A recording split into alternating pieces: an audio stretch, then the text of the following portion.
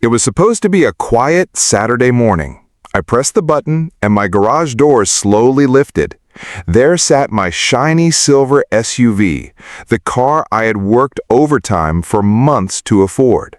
Before I could even step inside, my HOA neighbor, Karen, stormed across the cul-de-sac, eyes wide, phone already in her hand. "You thief!" she shrieked. "That's my car! I just bought it yesterday!" I blinked in disbelief, keys dangling from my hand.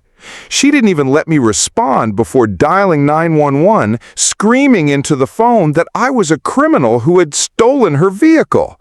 Within minutes, flashing lights filled the neighborhood, and I was explaining to confused officers how my name was on the registration, my garage opener matched the door, and, surprise, Karen's supposed new purchase was sitting 2 houses down, a completely different make and model. The officers realized quickly what was happening. Another HOA drama fueled by entitlement. Karen wasn't mistaken. She was furious that someone else had something she wanted, and she was determined to cause chaos over it. The real twist? When confronted, she admitted she hadn't even bought a car. She was just testing me because she didn't trust people like me in her neighborhood. The officers apologized, but I'll never forget the embarrassment, frustration, and sheer absurdity of that moment, all because Karen decided her paranoia and control mattered more than the truth. When we talk about neighborhood disputes, most people imagine small arguments about noisy pets, uncut grass, or parking spots. But sometimes these issues escalate far beyond what seems rational.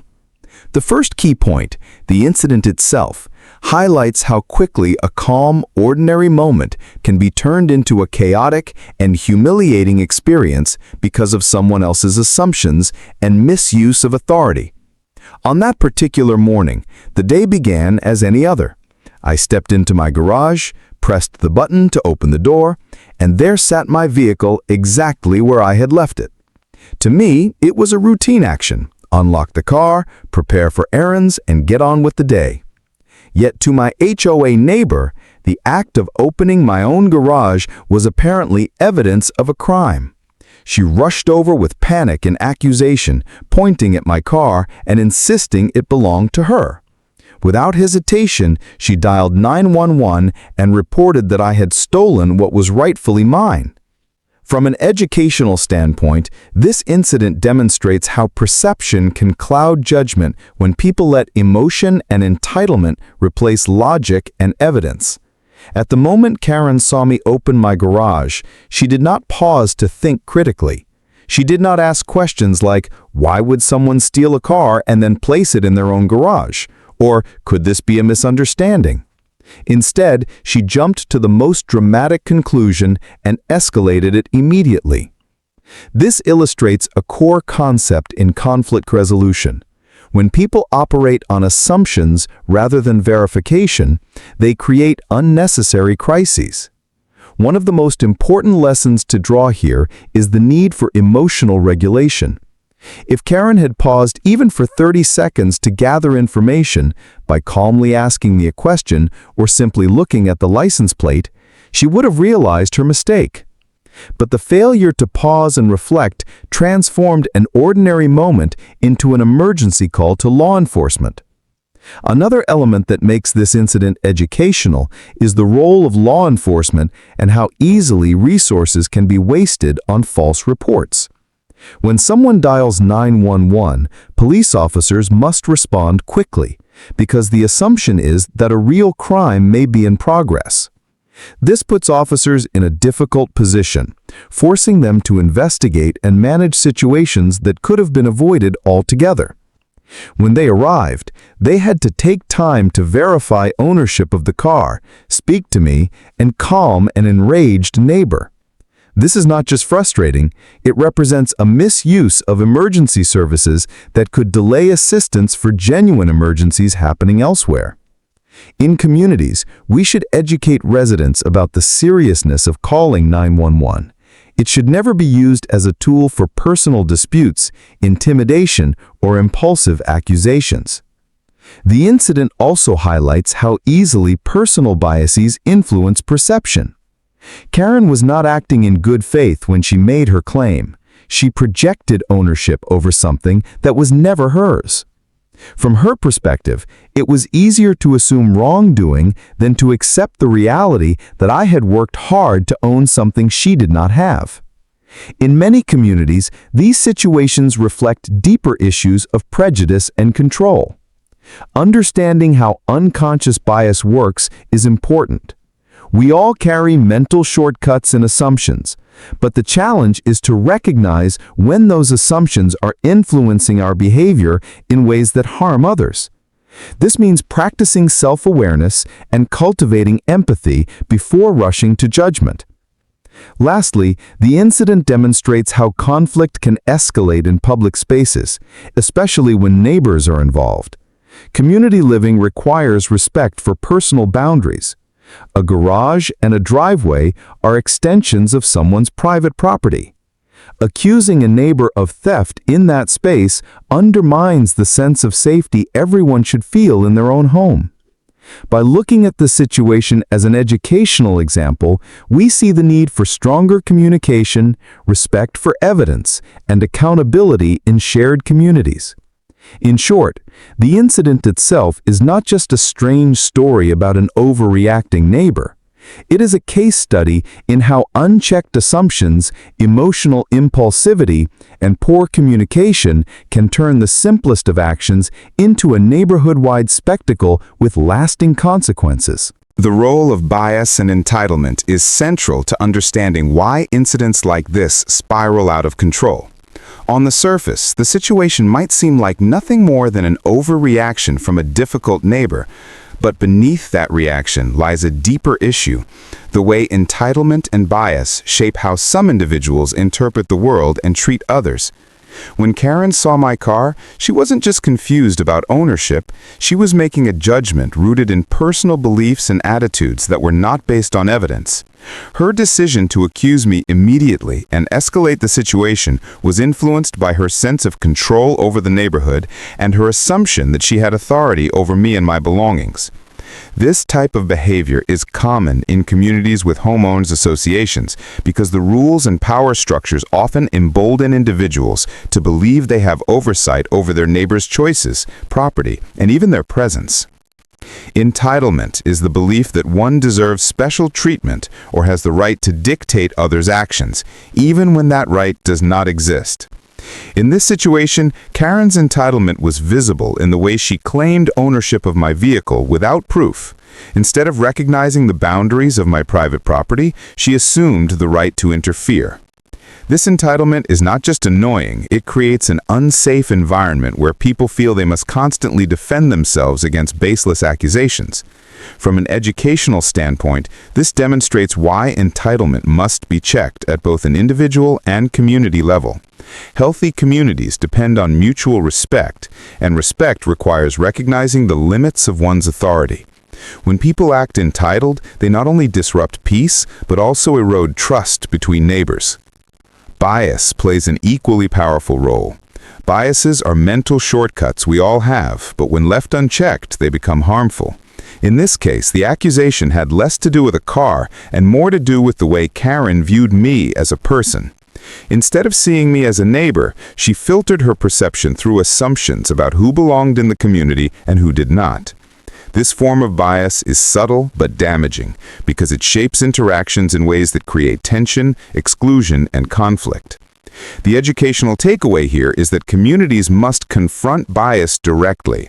Bias is not just about overt prejudice. It can be as simple as assuming someone is dishonest, incapable, or untrustworthy without reason. Learning to identify and challenge our own biases is essential to building inclusive neighborhoods where people feel safe and respected. Another important educational aspect is how entitlement and bias fuel each other. Entitlement convinces someone they have the right to control a situation, while bias gives them justification for why they should. In Karen's mind, her entitlement as an HOA member, combined with her biased assumption about me, created a false sense of authority. That combination led her to call 911 without hesitation. For others, it might show up in different ways, complaining about a neighbor's garden, demanding changes to holiday decorations, or criticizing harmless behavior, but the underlying pattern remains the same. People who feel entitled and bias often prioritize their personal comfort over fairness, community harmony, and truth. Educating communities about this dynamic is critical. Workshops, HOA meetings, and neighborhood discussions should focus not only on enforcing rules, but also on promoting fairness, communication, and empathy. People need to be reminded that being part of a community is not about policing others, but about cooperation and support. Practical strategies such as active listening, asking clarifying questions before making accusations, and practicing empathy can reduce the power of entitlement and bias. The broader lesson here is that incidents like mine are not isolated. They are part of a pattern seen in many neighborhoods where authority is concentrated in individuals who misuse it. When entitlement and bias go unchecked, they turn simple disagreements into crises. Recognizing this allows us to prepare better responses. Instead of reacting with fear or anger when accused unfairly, we can respond with calm evidence, documentation, and an understanding of what drives the accuser's behavior. Education is the first step toward breaking the cycle, because once communities learn how bias and entitlement manifest, they are better equipped to prevent situations like a false 911 call from ever happening. The impact of false accusations is one of the most critical aspects of this experience because it highlights not only the personal toll, but also the wider consequences for individuals and communities. Being falsely accused of a crime is not just embarrassing, it is destabilizing. When Karen called 911 and reported that I had stolen a car, the situation immediately shifted from a neighborhood disagreement to a criminal accusation.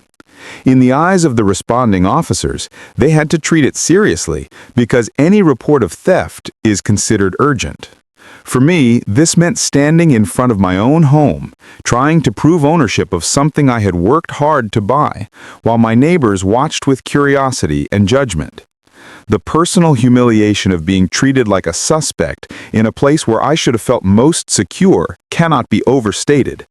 It stripped away my sense of safety and forced me to confront how quickly someone else's false claim could alter how others viewed me.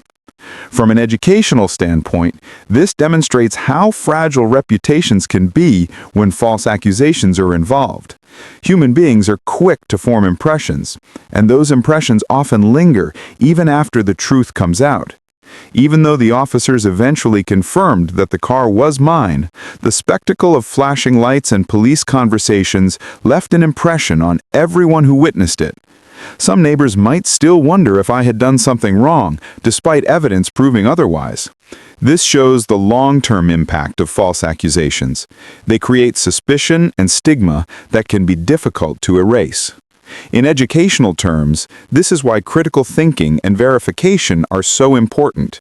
Instead of taking accusations at face value, communities should practice patience and inquiry, ensuring that facts are confirmed before reputations are damaged.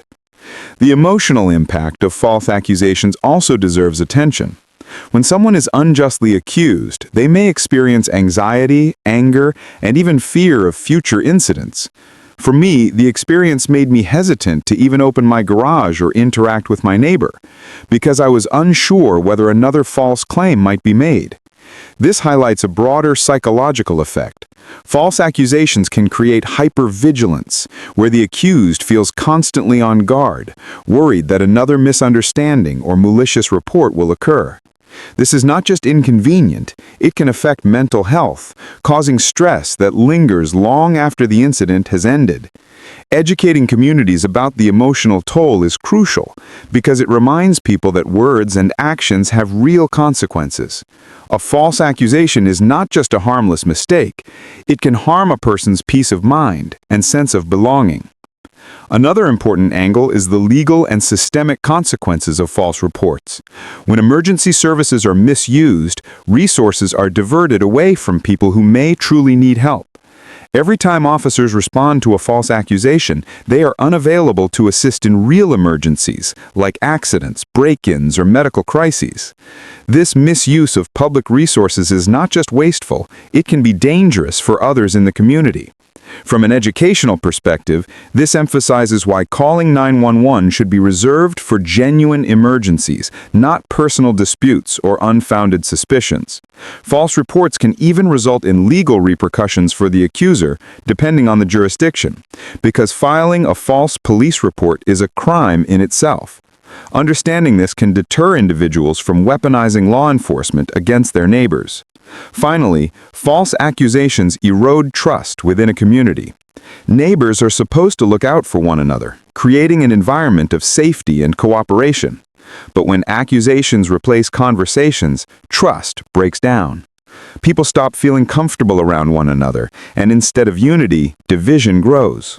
The lesson here is that communities must foster a culture of dialogue where concerns are expressed respectfully and privately before escalating to authorities.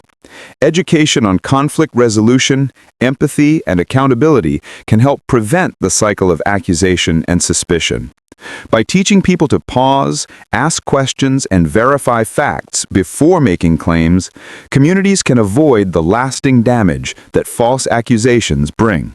Lessons learned and moving forward is about transforming a negative experience into an opportunity for growth, education, and positive change. When dealing with an incident like being falsely accused of stealing your own car, it is easy to dwell on the frustration, embarrassment, and anger. However, the most valuable step is to extract lessons from the event and use them to shape how we approach similar situations in the future. One of the first lessons is the importance of documentation.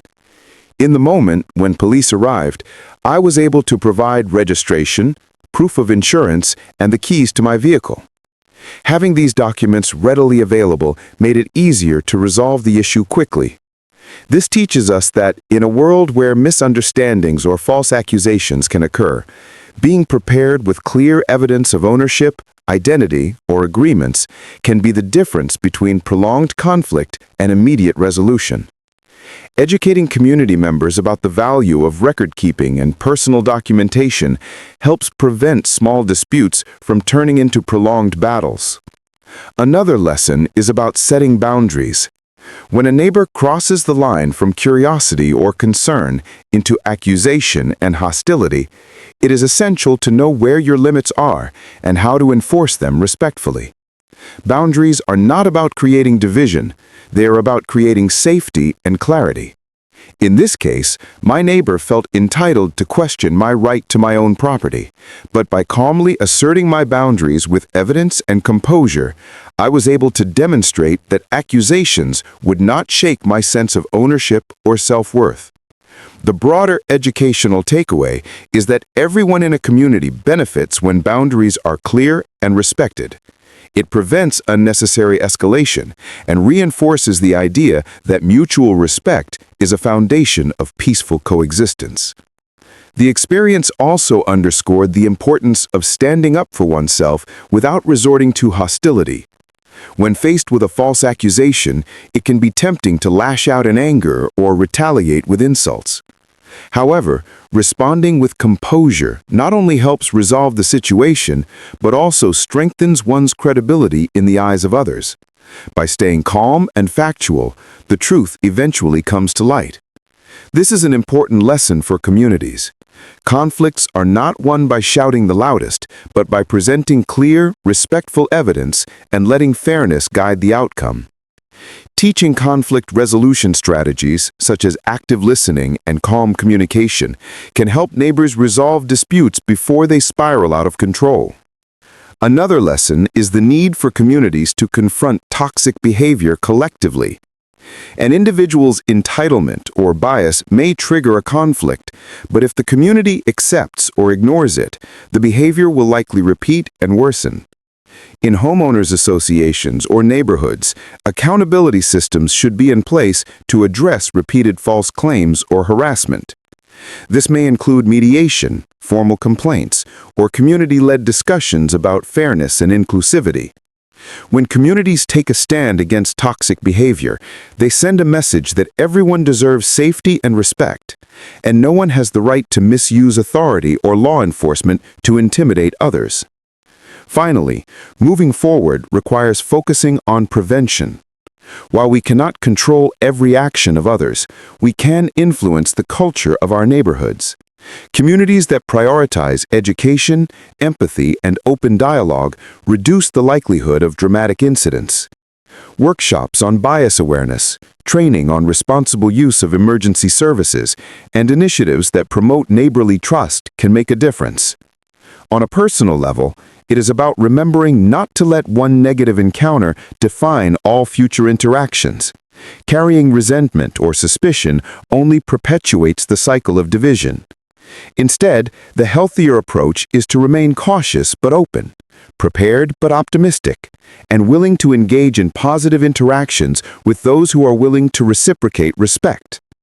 The overarching educational message is that experiences like this are not just personal misfortunes, but teachable moments for everyone. They remind us of the power of preparation, the necessity of boundaries, the effectiveness of calm responses, and the importance of accountability and empathy in shared spaces. Moving forward means applying these lessons to create safer, more supportive communities where trust and fairness can flourish.